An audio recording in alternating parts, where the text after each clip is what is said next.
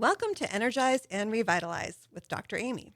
I'm Dr. Amy Coopersmith, and this show is about empowering you to live a radiant, healthy, and balanced life. I'm very excited to introduce my first guest, Dr. Darren Peterson. Dr. Peterson is a board-certified bariatric surgeon. He started his career as a mechanical engineer and later received a master's degree in biology and chemistry. From there, he attended medical school at the Texas Tech Health Sciences Center with a general surgery residency at the University of Florida in Jacksonville. He is married to Candy Peterson, and together they own and operate Fit Body Boot Camp. The Petersons have 3 boys and live in Flagler Beach. In addition to being the founder of Florida Coast Weight Loss Center, Dr. Peterson is also the medical director for Amethyst Wellness. Welcome, Dr. Peterson, and thank you so much for being here. Thank you for having me. So you're my very first guest on the show, and I chose you because we have a history that goes way back. So would you like to tell our listeners and our viewers about how we met? Sure. We both had a common trainer, James and Jenny, down at J&J Fitness across the bridge. And I think you started working out with my wife first. Yes. Got in the running groups and got to know each other through that. And then you and I met many, many years ago working out with James. So have a exercise history that goes way back. Yeah, and we collaborated together on patients way back in the day. And then your journey took you away from Palm Coast temporarily, where you discovered bariatric surgery. It did. How did that evolve?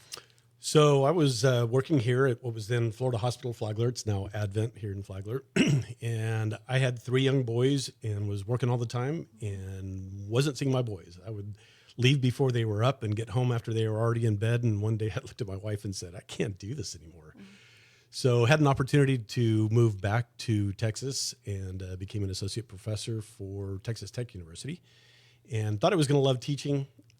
Lasted a couple of years and realized that students these days are a little bit different than what I remember. Yes. So wound up back in the private sector and started working with a couple of bariatric surgeons. When was that? Probably 2016 or so. And fell in love with it. It was an aspect that at the time I didn't know much about. I had been brought up in the traditional way of thinking about weight loss, the old calorie in, calorie out, and that it was really just a matter of portion control. And if people weren't losing weight, that they just didn't have the willpower. And so I was really pretty negative about the whole bariatric world until I started discovering that there's a lot more to the physiology than I understood and was even taught. And the more that I began to understand it, I began to simultaneously develop a passion for these people that were really struggling with their weight. And so did that for several years and then had the opportunity to move back and start the Florida Coast Weight Loss Center here in town. And we serve patients from literally all over the Southeast.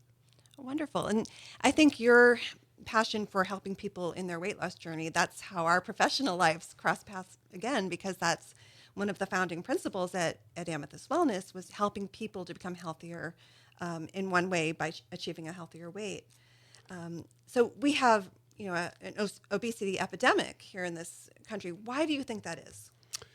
Oh, gosh, it's actually many factors, and it truly is an epidemic. When you look at the numbers and the curves and how they have just continued to escalate out of control over the last 50 years, you have to begin to think that in large part, it has to do with dietary concerns. Again, I think we've placed the onus of responsibility on the patient's shoulders and made them feel like, well, you're just eating too much and you're just not exercising. And while that is true in part, there's a much larger story. And I think the way that our nutrition has changed plays a huge role in what we now see as this obesity epidemic. Before there was McDonald's on every corner. Right. We live such a fast-paced life that we place very little emphasis on the importance of nutrition. And so we just fill our bodies with things that have created this state. Right. You mentioned earlier that you've kind of moved away from a calories in, calories out model. What do you mean by that? So again, we believed for a long time that the way that our bodies responded was exactly the way that a mechanical system responded. So the energy balance model of weight loss basically follows along the first law of thermodynamics, which basically says that energy can't be created or destroyed. That if you have energy in a system and you want to decrease the energy in the system, you either give it less or you extract more. Well, that works great for a mechanical system, but our biologic systems are very, very different, and they really don't behave in that way.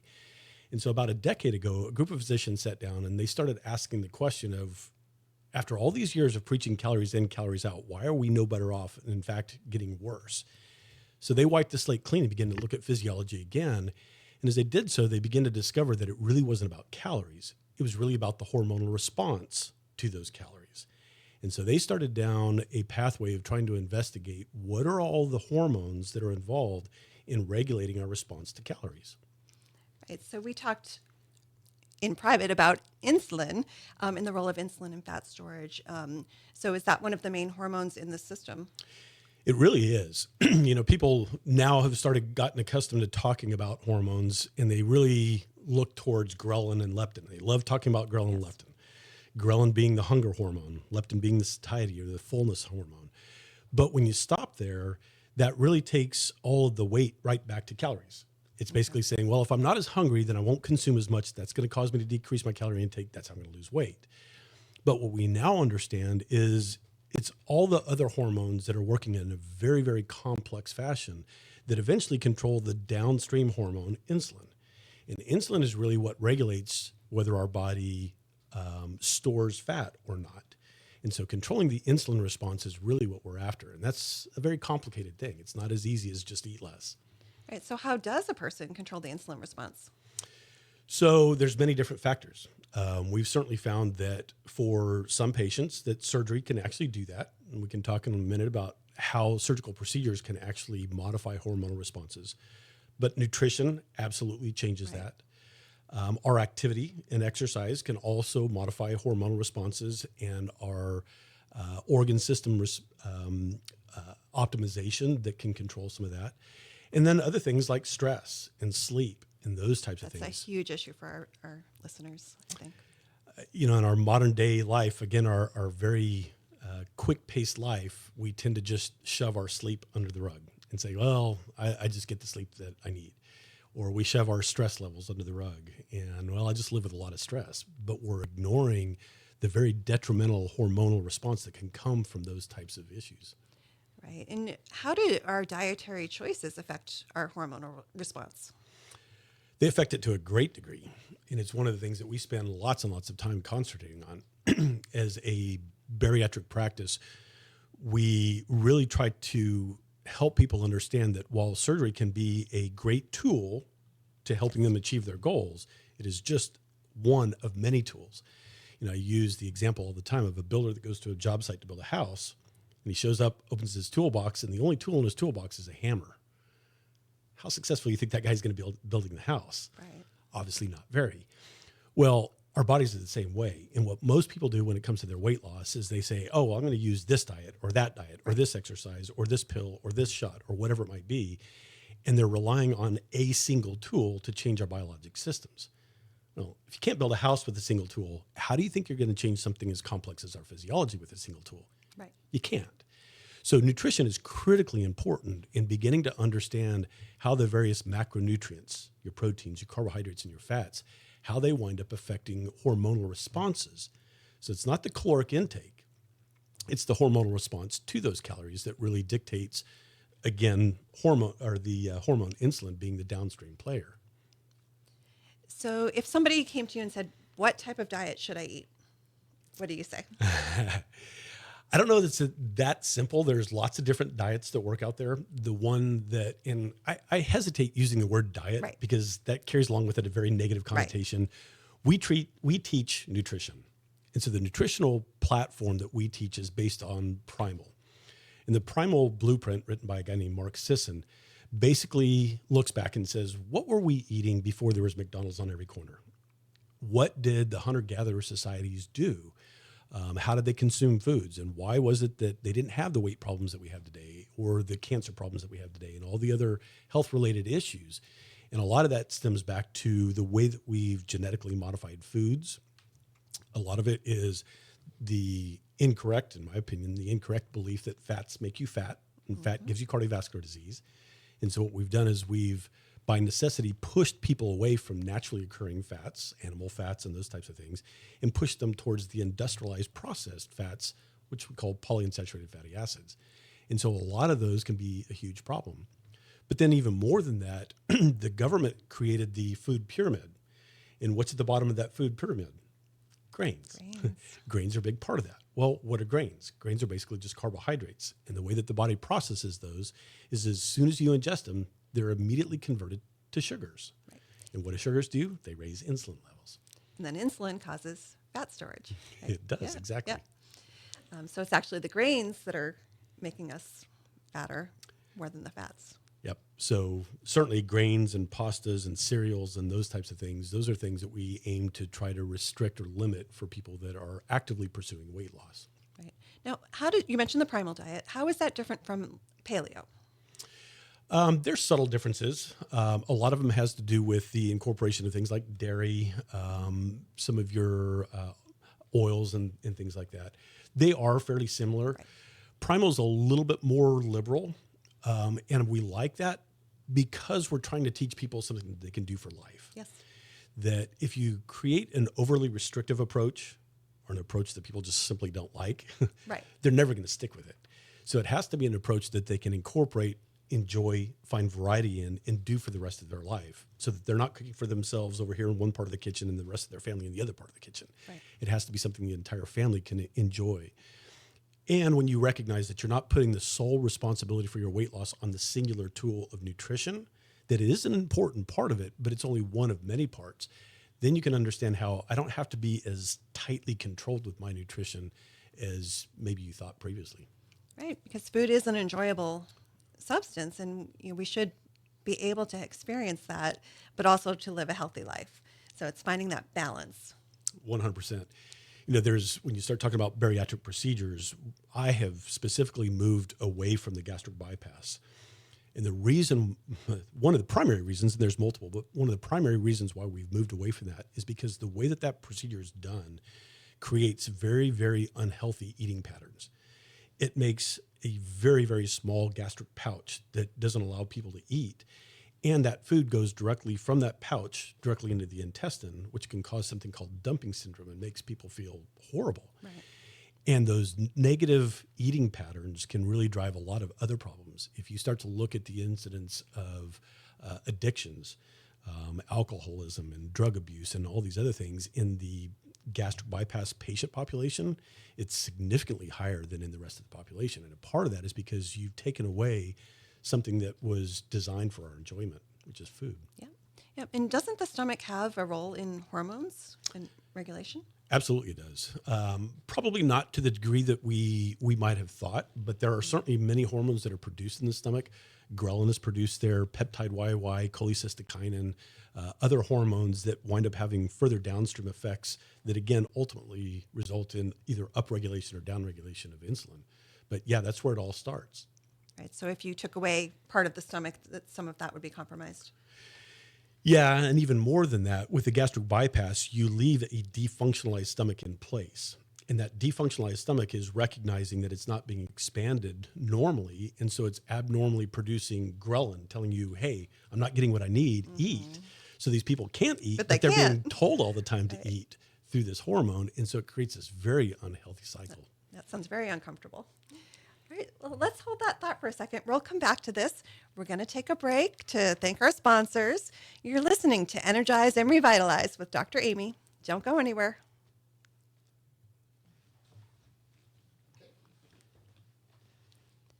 Welcome back to Energize and Revitalize with Dr. Amy. I'm Amy Coopersmith, and my guest today is Dr. Darren Peterson, the owner of Florida Coast Weight Loss. Before the break, we were talking about types of bariatric surgery, and you had mentioned what you don't do, but what kind of procedures do you perform? So there are 4, maybe 5, depending on how you want to count, different procedures that are offered across the country today. The gastric bypasses we talked about is probably the gold standard that most of our understanding has been based upon with all the research over the course of 50 years. I have moved away from that one for some of the reasons that we talked about before. About 35 years ago, the lap band came out. And again, this was when our weight loss was based on the principle that it was about calories. And then what could I do to force somebody to take in fewer calories? And so the lap band was placed on the stomach basically as a restrictive device. About the same time that that procedure was designed, the lap sleeve or the sleeve gastrectomy was designed. And it was designed with essentially the same idea. Surgeons simply wanted to know, how can I make the size of the stomach smaller without having to put a foreign body that created some of its own issues associated with it? And by doing that, if I made the size of the stomach smaller, then I could force somebody to decrease their food intake. But something very interesting happened. They followed these patients for many, many years after initiating these procedures. And what they found was that the lap band or the gastric band patients just didn't do very well long term. Not only did a lot of them fail in the short term just because of the way that they felt, but over the long term, when you started looking at decades worth of data, the long-term outcomes were just absolutely dismal. And when they compared them to the sleeve, they recognized the sleeve patients were doing far better. And it's one of the things that caused multiple different groups of physicians to start looking scientifically into what are the differences and why does the sleeve work differently. And that's when we begin to discover that the sleeve really isn't simply about forcing somebody to eat less. Yes, portion control has a role to play, but what we discovered is the part of the stomach that goes away is responsible for producing many of the hormones that affects our weight physiologic set point. We haven't really talked about that much, Yes. but this is another aspect that hormones comes into play. And it's basically a concept that we came to describe what these hormones are doing for the layperson. When you're not trying to get into the complex cellular biology of how all these hormones work, the set point theory basically says that everyone has a genetically imprinted set point in the brain that's controlled and regulated by all these hormones. And that if you simply do things that forces your weight under that set point, but not moving the set point, then your body's constantly trying to restore that baseline. And so if you can do things to change the hormonal balance and actually move that set point to a lower set point, then your body can reassume a new baseline. And one of the things that we found is that certain surgical procedures, like the sleeve gastrectomy, actually has the ability to do that. By removing the outside portion of the stomach where hormones like ghrelin and peptide YY and cholecystokinin and others are produced, you can actually begin to modify some of the downstream hormonal responses that, again, changes that set point. So the sleeve gastrectomy is probably one of the most commonly performed procedures around the entire world. There's more than 300,000 procedures done annually. Now with the advent of GLP medications, that has changed, but I think we're already starting to see that pendulum coming back because those medicines are not for everybody. They have their role, but they're certainly not for the majority of people that are currently using them. And so the sleeve gastrectomy can play a very important role. I use them for patients that either have no diabetes or well-controlled diabetes and have somewhere around 100 pounds or less that they want to lose. Once you start surpassing 100 pounds, or if you start throwing diabetes in the mix, especially long-standing diabetes or people that have hemoglobin A1Cs that are very high in the 10, 12, 14 kind of range, that procedure oftentimes is inadequate to helping them reach their goals. So we now have pulled a procedure that's actually older than the gastric bypass. We pulled it off the shelf, dusted it off, and changed the way that we did it a little bit based on a lot of our understanding of the gastric bypass. It's a procedure called the Duodenal Switch. And that procedure is a two-step procedure starting with the sleeve gastrectomy, but then it also unplugs the stomach from the first portion of the small bowel and plugs it back in about halfway down. So it changes where food enters the small bowel. We don't remove or rearrange any intestine. We simply change where food enters. And what we've discovered is that causes additional hormonal changes that causes that set point to drop yet again. And we can prove how metabolically active it is by the incidence of resolution of diabetes. I see literally amazing. It is incredible. Life-changing. 100%. We see upwards of 95% of our patients completely cured of their diabetes. In fact, so active that I will literally send patients home from the operating room off their diabetic medicines oftentimes. Yeah, that's really, really fantastic. So you mentioned surgery is a tool that a person can use. Medications are a tool. Diet is a tool. So how can people take these tools to become more successful? So just as you said, it really takes recognizing that it has to be this comprehensive approach. We were talking at the break that many people will wind up failing because they simply grab this hammer or that hammer and think that it's going to do all the work. But our bodies are too intelligent for that. Our biologic systems are incredibly complex. And if you wind up affecting hormonal pathways through one mechanism alone, the body figures a workaround. And so you really have to control these hormonal pathways. The only way that you're going to decrease that physiologic set point is by having a more comprehensive approach and recognizing that all these things are important, that you can't ignore any of them. You can't ignore your sleep issues. You can't ignore your stress issues or the fact that you don't exercise or are not active at all. And so all of these things can be important.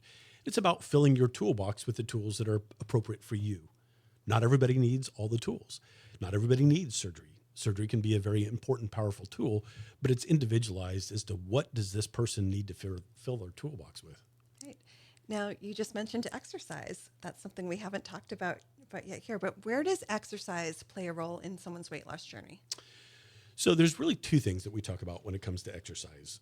The old mentality that exercise is purely that calorie out aspect is really incorrect. Do you burn calories when you exercise? Yes, of course you do. But is that the primary reason why we want them to do that? No, it's actually not. There's two reasons why we do it. Number one is because when you exercise, you induce the release of hormones. And this is where it gets back to the hormonal model of weight loss. And that hormonal release optimizes organ system function that helps support, sustain weight loss that's achieved through other mechanisms as well. But beyond that, we really look at your weight loss journey as under the umbrella of health and wellness. That when you're really pursuing a life of health and wellness, that's when you achieve the sustainable weight loss that you're looking for. And so in that realm, exercise is also about functionality. How do we help return people back to the state where they can live their life and do the things that they enjoy? And as we get older and older, preventing injuries, which can be a major source of problems as we age. I think even for people who are at a norm or healthy weight, exercise is vital for healthy aging in terms of, like you said, injury prevention, being able to do the things we want to do. There's some interesting studies looking at lean muscle mass and how the preservation of lean mass actually significantly increases longevity. And we all lose muscle as we age. And so doing things to try to stabilize that and prevent that with resistance training, with nutritional things, even with supplements like creatine and some other things that help to preserve that muscle mass can be very important. Yeah, I think some criticism that some weight loss practices haven't encountered is that people can lose their lean muscle and their pounds may be going down, but a lot of what they're losing is muscle. And then what happens when they gain weight? They don't, when they regain weight, they're not gaining muscle, they're gaining fat. So you've created even a worse problem. It's one of my major issues with the GLP medications that are out there now. If you look at the studies and you follow people and how they're losing weight, one of the major problems is, number one, they're not being educated appropriately to how to use these medications. And number two, they're not being followed properly. They're just following their weight loss. Well, the scale is a very inaccurate monitor of our weight loss, that you really need body composition scans to understand where that weight loss is coming from in order to stabilize muscle loss. And there's ways that you can do that while on those medicines. But in general, if you look at the data, upwards of 60% of a patient's weight loss on GLP medications is coming from muscle. And that's a horrible way, as you just said, a horrible way of losing weight. So one thing we're very careful about is when we bring people in is we really do our best to educate people on you've got to, people just don't like to exercise. Like, but you have to, because if you don't, you're going to end up more metabolically unhealthy in the long run. So it's just something that we have to get past in order to stay healthy. Completely agree. And the problem is that I think people, especially people that are not in the habit of exercising regularly, have this incorrect assessment that you have to go to the gym and you have to spend 3 hours a day pumping iron. No, you don't. There's lots and lots of different ways of achieving all that without having to necessarily go to a gym. If you're the gym type, fantastic. We can show you ways of accomplishing that. But if you're one that doesn't like going to the gym, there's still ways that you can live a healthy, active lifestyle and create that state where you're maintaining muscle mass without having to necessarily go to the gym all the time. Yep. Now, you wrote a book called The Life Change. I don't know if we can see that. It's available on Amazon. So you have a very detailed description of the hormones that we talked about. But in the early chapters, you talk about shame and how obesity is associated with shame. So what did you mean by that? You know, again, I think there's multiple reasons why people have struggled with their weight over time. And what we've done, because we've reduced weight loss to the very simplistic calorie in, calorie out, We put all the onus of responsibility on the patient's head and basically said, if you're not losing weight, it's your fault. Right. That you should be able to control what you consume. And if you're not losing weight, then you're just not controlling it Push appropriately. away from the table. Exactly. Yeah. And so we've created all these cliches and we've shamed people into thinking, well, I'm obese or I'm struggling losing weight and it's my fault. Do people play a role and do they have a role to play in being responsible for their weight? Yes. But again, when it falls back on this very simplistic, it's all about calories, it becomes very easy for people to put that responsibility on their shoulders in an incorrect way that develops that guilt and shame cycle. Yep. There's so much emotion involved. And when people come to us for help in the journey, and there's so much anger or even anger at themselves. 100%. That it's, as a practitioner, it's one of the biggest challenges in trying to help people, because we can show them, we can tell them, but it's about believing that they're good and valid people, that we have to help them to understand that. I couldn't agree more. And it's one of the reasons why we spend so much time trying to get people to break away from the calorie in, calorie out mindset, because that does put it right back on that you and you alone are solely responsible for that. And again, yes, the individual does play a role in all of this, but I think when they begin to understand that physiology is a lot more complicated than that, and that there's many other things that they may not have understood that are driving their weight issues, that can help remove a lot of that guilt and shame. Yes. Well, we're just about out of time. How can our listeners find out more about you? Well, so we've got the book that you just described. We titled it Life Change because it's really not about losing weight. It's really about changing people's lives. Yes. And that's what we're really in the business of. We have a website. It's just www.floridacoastweightloss.com. Yep. And we've got lots of information on that. And we'll link that on our site too. Perfect. Thank you so much for being on our show. Enjoyed it. And thank you to the listeners for tuning in to Energize and Revitalize with Dr. Amy. I'll be back next Saturday morning at 7:30 with more expert insights and practical strategies to help you live your healthiest and most energized life. Until then, stay healthy, and here's to your best life.